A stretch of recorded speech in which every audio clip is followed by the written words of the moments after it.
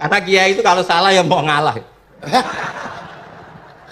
Ini ceritanya bangun betul. Ada kiai nggak tahu apa kakean mergawe kakean politik nggak tahu. Wal babi lan walang. Terus ada santri, kulo gak ada makna kok walang, lawang. Ya walang sing lawang tuh. Mau ngalah. Terus watini lan wit alu. Gurune maca alu. Kulo gak ada makna kok elo. Lah ya wit telu kena gua asu.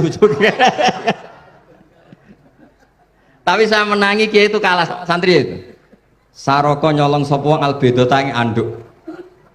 Terus gurunya kaget. Cung kok anduk, cung. Bareng didelok endok. Karena kalau pegon kan anduk sama endok itu podo ae. Ini ada podo. Tapi kiainya akhirnya kalah. Memangnya nyolong anduk boleh?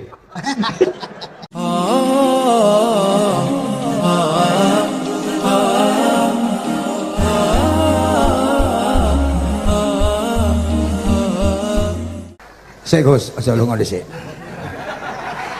Iki wong semuanya sudah tahu sampean alim, menerangkannya enak, fikhan, wa usulian, wa tafsiran. Cuma mereka yang tanya itu, biyen belajar piye kok iso alim kaya ngono, ya kan? Nah, terangkan Gus, terangkan. Mati.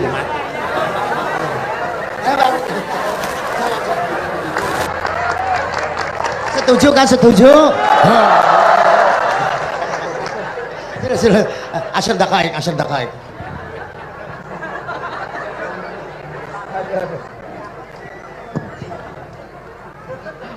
Andaikan pertanyaan itu ke Mbah Mun, mungkin jawabnya gurune sopo.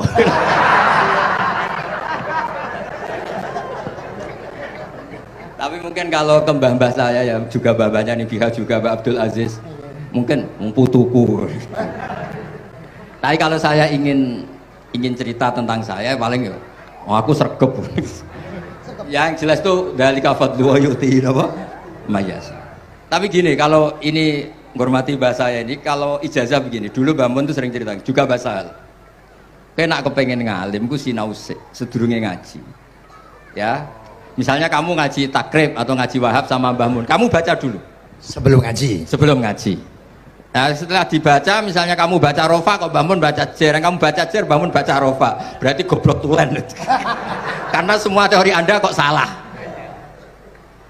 Ya, misalnya Mbah Mun baca wadakaro sopa al-musonifu, kamu baca wadakaro al-musonif. Berarti kan goblok banget itu. Ya kan ada cerita gitu, ada orang tuh nggak tahu betul, Gus maknanya lam tardiman itu apa? Lam tardiman. Dicari di kamus tuh udah ada, ternyata itu di head lam tarodaman. Dia baca satu lam tardibatnya dicari di kamus sampai hidup mati lagi agak ada. Nah, jadi kamu baca dulu, misalnya di bab head lam taro ngali sopo mar'ah daman ing geteh. Ternyata ngaji Mbah Mun paginya jadi baca lam taro daman. Jadi kalau kamu malamnya baca lam tardiman loh kok.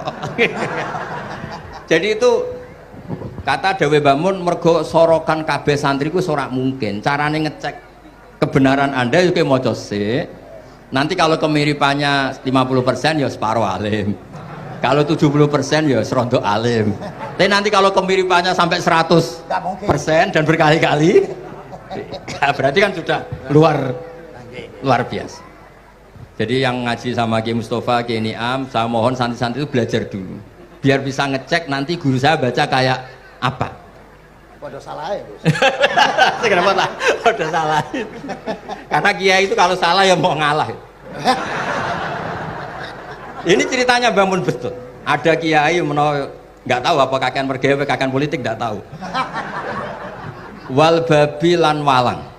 Terus ada santri, kulo gak ada makna kok walang, lawang.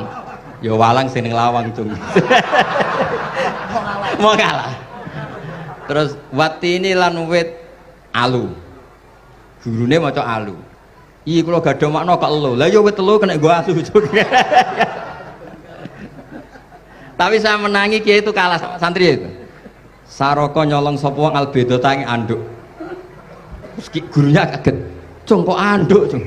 Bareng didelok endok. Karena Karena kalau pegon kan anduk sama andok itu podo aja. Ini ada podo. Tapi kiainya akhirnya kalah. Memangnya nyolong anduk boleh? Yo ora dong, yo haram, yo podo aja kalau gitu nyolong. Nyolong endok ya haram, nyolong anduk haram. Lo cerita itu masyhur itu. Kalau cerita yang terkenal di Lirboyo itu kan ada santri dari Jakarta di kelas. Gurunya bilang Ja'a Zaidun, Zaid datang. Waro'a itu Zaidan, saya melihat. Si murid ini itu melihat pintu terus. Lama-lama gurunya itu tersinggung. Kamu diajari pelengahan nggak sopan. Habis Ustadz bohong. Lah kenapa bohong? Katanya Ja'a Zaidun, Ro'a itu Zaidan. Zaidnya mana?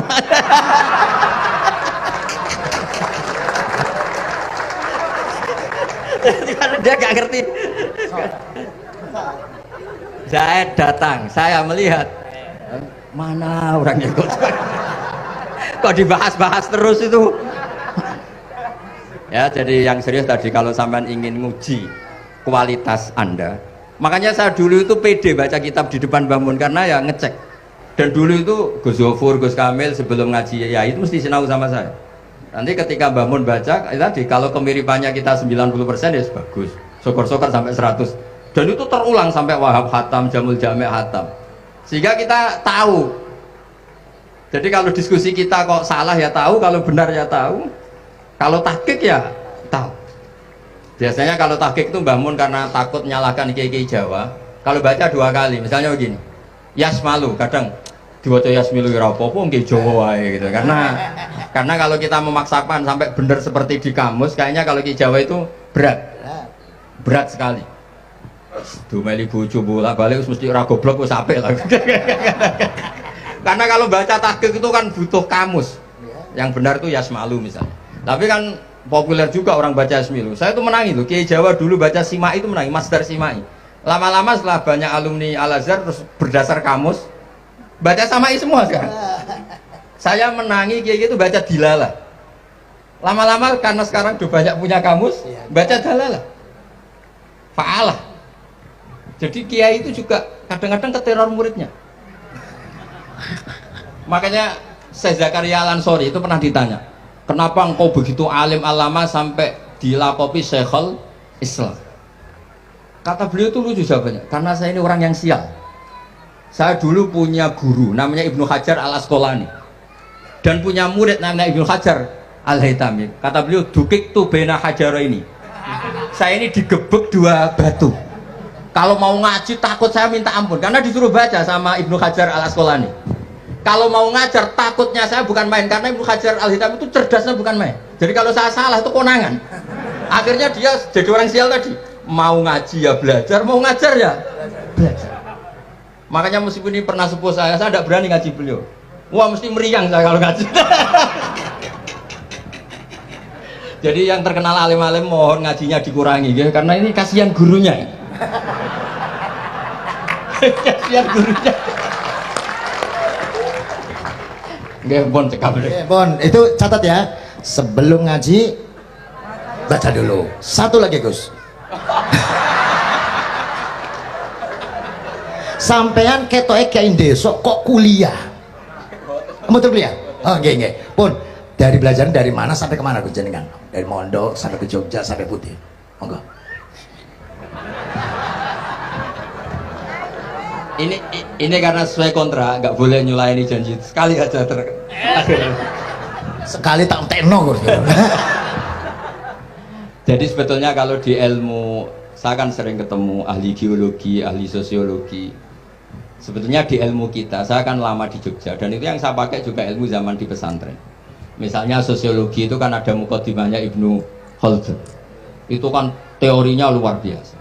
Misalnya begini, kenapa Rasulullah itu harus dari suku Quraisy, suku yang sangat terhormat di Mekah? Itu secara teori sosiologi, bukan teori nubuah. Kata Ibnu Khaldun, Nabi itu mesti final dari kaum itu aneh. Saya ulang lagi, Nabi itu final dari kaum pasti aneh. Nah masa aneh-aneh ini ditoleransi oleh umatnya karena beliau dari suku yang terhormat. Coba kalau dia dari suku, beliau dari suku yang hina, pasti pas aneh-aneh langsung diadili. Ya kalau di NU lah, ndak Gus Dur kok bikin aneh-aneh di NU kan langsung tuntas. Tapi berhubung Gus Dur cucu Mbah Hasyim, Orang itu mentoleransi, bahkan mengira jangan-jangan teori beliau lebih baik ketimbang kita. Nah makanya terus kata Ibnu Khaldun, ma ba'atsawu nabiyan illa fi mana'atin min qaumin, tidak ada nabi diutus kecuali dari kaum terbaik, supaya masa-masa transisi ini nggak ada perlawanan. Nah itu namanya sosiologi. Sehingga beliau ngendikan, ini versi tarikh bukan versi Ibnu Khaldun saja. Ketika sahabat disuruh hijrah karena disakiti orang kafir Quraisy, lah engkau sendiri ya Rasulullah, saya ini orang Quraisy, nggak akan ngalami yang seperti Anda alami. Nah itu namanya sosiologi. Begitu juga matematika. Saya sering ketemu pakar matematika dari UI, dari UGM. Misalnya bilang zakat kan 2,5% misalnya zakat bicara. Saya bilang kalau ngitung itu porogapit, padahal kita zaman sekolah porogapit itu pantangan.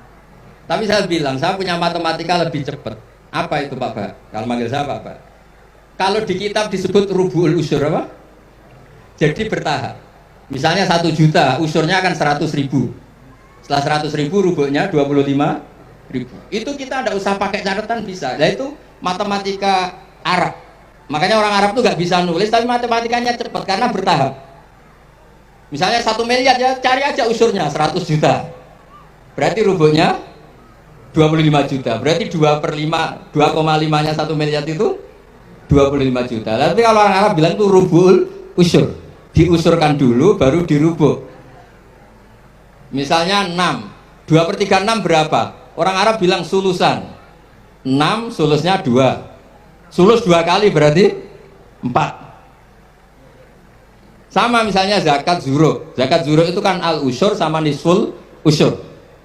Berarti misalnya kalau tidak disirami ya, tidak biaya, zakatnya itu 10%, berarti per 100 10. Nah sekarang kalau 10 ini kan berarti 1/10. Lah nanti kalau disirami pakai biaya namanya nisul usur, berarti 5. Jadi orang Arab tuh gak mau langsung bilang 5, karena kalau 100 dibagi 5 itu apa, jadi 5 itu mikirnya panjang. Jadi diusurkan dulu, terus nanti dibilangkan nisful usur.